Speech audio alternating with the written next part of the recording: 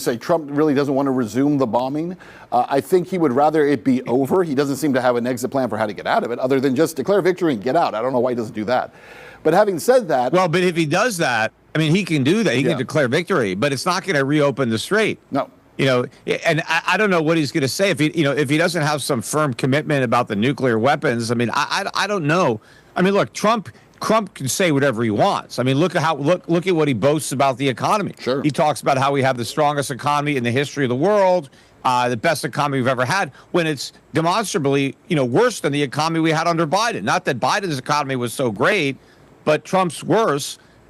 We have a bubble in AI stocks. I mean, if you want to claim that's a booming economy, but GDP growth is lower than it was in any year under Biden. Employment gains are far lower than any year under Biden, and inflation is surging. I don't know if you saw the recent numbers, PPI numbers, import export, but 2026 is probably going to see a bigger increase in the CPI than in any calendar year under Biden.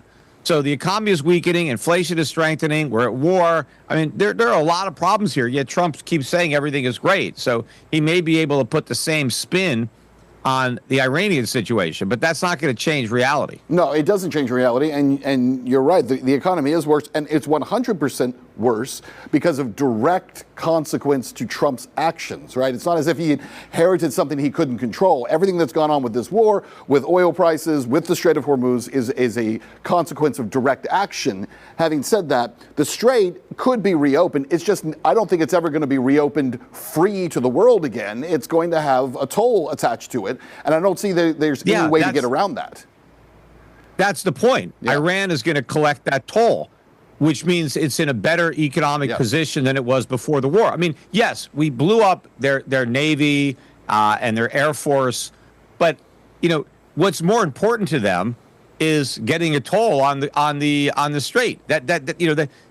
What good are those planes? They're not making any money off of them. So we destroyed weapons that don't make them richer, but we opened up this toll for them to collect that will, and I think it also increases their influence in the region. But look, Trump inherited a bad economy from Biden. The problem is he made it worse. I mean, part of the problem, and a big part of the Biden problem, was the massive increase in government spending and the deficits needed to finance that spending.